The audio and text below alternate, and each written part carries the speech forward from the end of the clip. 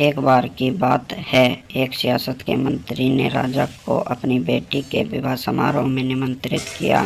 जब राजा अपने परिवार के साथ विवाह समारोह में पहुंचा तो मंत्री उन्हें सम्मानपूर्वक विशिष्ट आसन पर बैठाने ले गए, तो मंत्री यह देखकर बहुत लज्जित हुआ कि एक सफाईकर्मी वहां बैठा हुआ था। उसने सफाईकर्मी को अब सभी के सामने वहां से उठा फेंका और उसे बहुत डांटा। सफाईकर्मी ने बहुत अपमानित महसूस किया और बदला लेने की योजना बनाने लगा। अगले दिन सुबह जब वह राजा का कक्ष साफ कर रहा था, तभी वह जानबूझकर बड़बड़ाया, राजा कितने नादान हैं, उन्हें यह पता ही नहीं कि रानी और मंत्री के बीच क्या चल रहा है। राजा आधी नींद में था। यह क्या बकवास कर रहे हो? उसने पूछा। महाराज, मैं पूरी रात सो नहीं पाया, मैं तो नींद में बड़बड़ा रहा था, सफाईकर्मी जवाब में बोला। हालांकि उसकी बात सुनकर राजा के मन में संदेह के बीज पड़ गए थे। राजा अब मंत्री से चिढ़ने लगा और समय समय पर अपमानित करने लगा। एक दिन तो उसने द्वारपालों से यह तक कह दिया कि वे मंत्री को महल में घुसने ही न दें।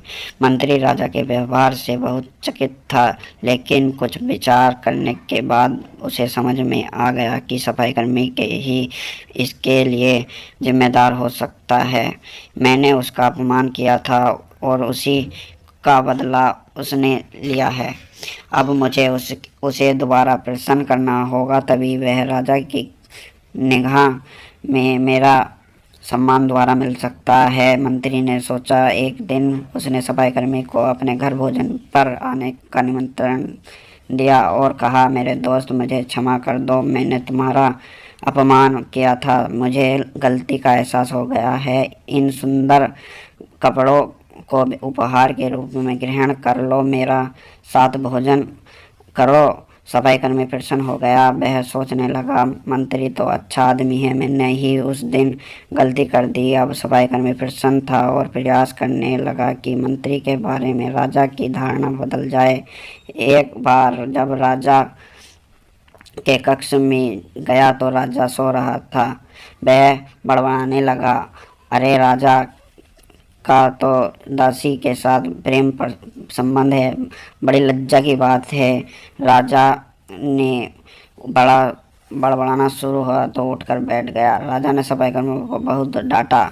सफाईकर्मी बोला, क्षमा दें महाराज, मैं पूरी रात सो नहीं पाया, इसलिए दिन में ही नींद बड़बड़ा रहा था। राजा को अपनी गलती समझ में आ गई। इस तरह की अफवाह के चक्कर में आकर उसने अपने बहुत अच्छे सलाहकार की अनदेखी शुरू कर दी थी। राजा ने मंत्री को बुलाया और दोनों फिर से मित्र बन गए।